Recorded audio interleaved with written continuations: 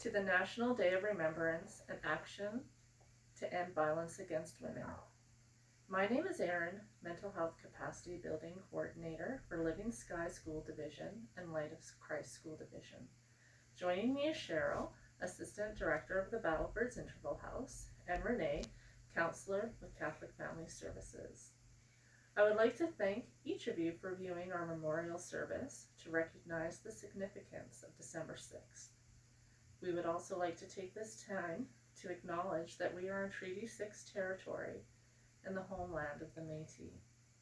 We pay our respect to the First Nations and Métis ancestors of this land and reaffirm our relationship with one another. History. I'd like to share the significance of today. Today marks the 32nd anniversary of the 1989 Montreal Massacre, when 14 young women were tragically killed at the École Polytechnique because of their gender. December 6th is the National Day of Remembrance and Action on Violence Against Women, established in 1991 by the Parliament of Canada.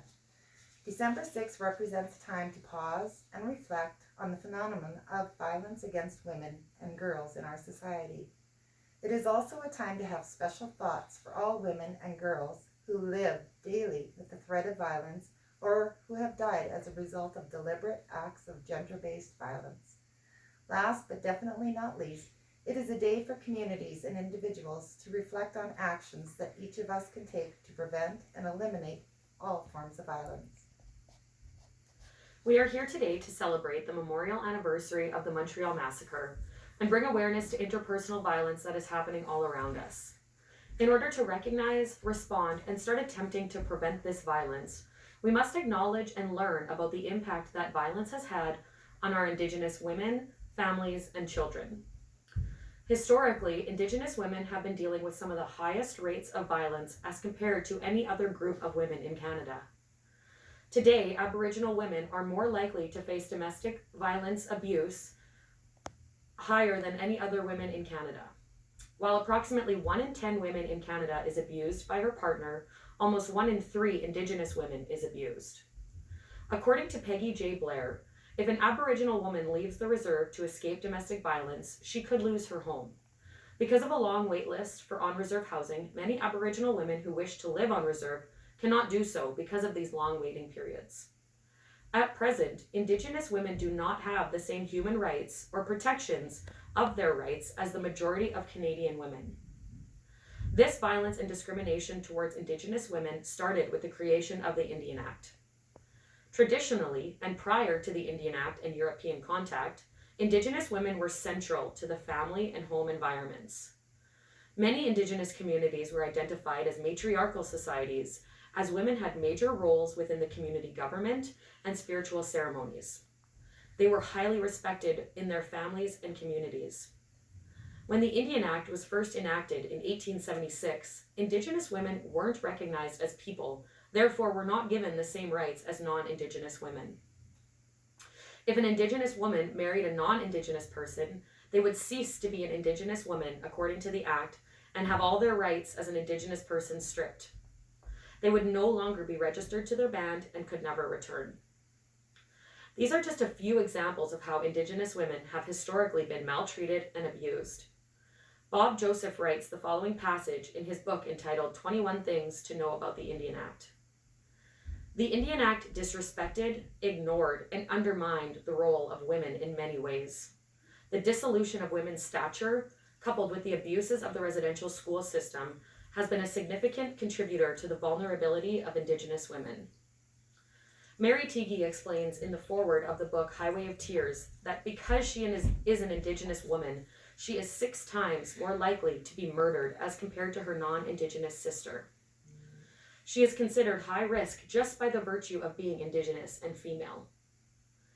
We must begin to recognize, respond to, and try to prevent violence, abuse, and discrimination towards all women, but specifically Indigenous women in Canada and around the world.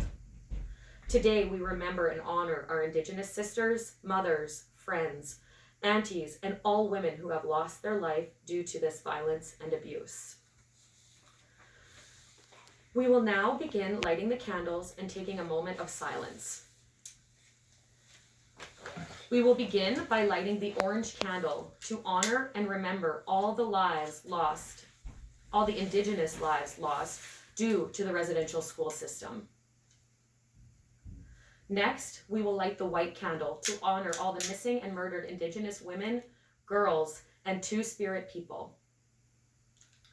And finally, we will light 14 red candles to honor the women who lost their lives on this day 32 years ago.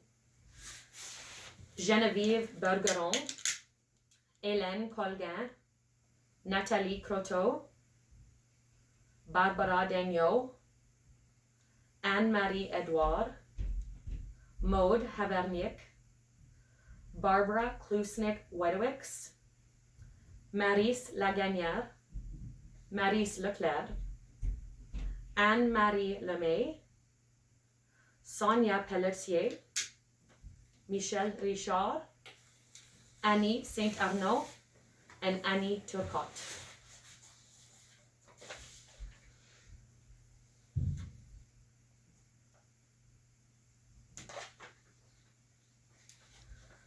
Next, we will share some statistical information with you. Violence against women is the world's largest and most persistent human rights violation. In 2020, 160 women and girls were killed by intimate partners in Canada every year. On average, there's one woman or girl killed every 2.5 days. Stats Canada snapshot, day April 18th, 2018, a total of 3,565 women and accompanying 3,137 children and 8 men were residing in residential facilities for reasons of abuse. On that same snapshot day from Stats Canada, it indicates that 669 women and 236 children were turned away from shelters. 82% of the time, this is due to the shelter being full. Violence can happen in all cultures, religions, and communities, but due to Canada's history of colonization, Indigenous women face higher rates of violence than non-Indigenous women. This rate is 3 to 5 times more likely to experience this violence than non-Indigenous women. Indigenous women are also more likely to fear for their lives, 53% in comparison to non-Indigenous female victims, 29%. Once held in high regard as leaders and givers of life, Indigenous women are now devalued because of their race and gender. This has led to disproportionately higher rates of experienced violence, spousal assault, family violence, and sexual assault towards Indigenous women, girls, and gender diverse people. Saskatchewan continues to be the province which has more children than women admitted to shelters.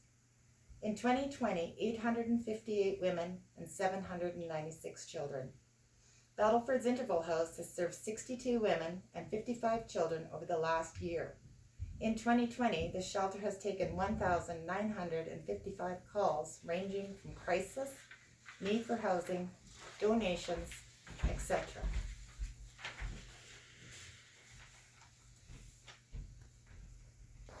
Everyone deserves a life free from violence or the threat of violence. What can we do today? We have lit the candles in memories of the victims of residential schools, missing, murdered, and Indigenous women, children, and Two-Spirit people.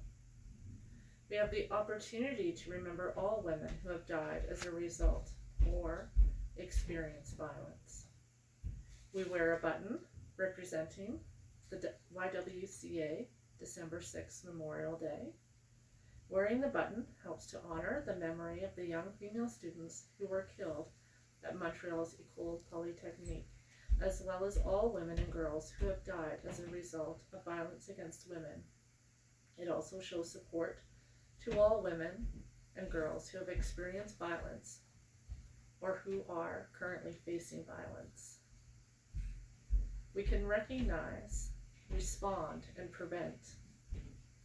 We can do this by recognizing the signs of abuse. A woman may question their sanity or behavior while asking for advice. They can't or won't make decisions without consulting their partner. They avoid eye contact especially if you press your friend for what's wrong or try to talk to them about your suspicions of abuse. They blame themselves for their partner's behavior or makes excuses for them. They don't have the time to meet with you. They ask their partner for money all the time and rarely carry cash or a debit card. They begin using illegal substances or alcohol becomes a problem. They minimize what goes on at home and become defensive. They may appear anxious or that they can't relax. They're irritable or edgy. They check the time constantly. They lose interest in their hobbies. They shrink when their partner enters the room. There may be visible bruises, burns, or broken bones that are unexplained. We can speak out about violence in our community. We can encourage anyone we know who commits violence to seek help. We can listen and be open to learning from the experience of others. We can believe and support survivors who have been affected by violence. We can speak out and add our voice to call out violence. We can find safe ways when we seek to act against gender-based violence. We can encourage the victim to report the abuse and be aware of the helping agencies in your community. We can act and give our time to organizations working to end violence. We can teach people to protect and empower themselves. But more importantly, we can teach everyone that interpersonal violence is not acceptable. On behalf of the Battlefords Interval House, Catholic Family Services, and the Mental Health Capacity Building, I would like to express a thank you to all of you who viewed our ceremony to pause, reflect, and educate yourself on gender-based violence.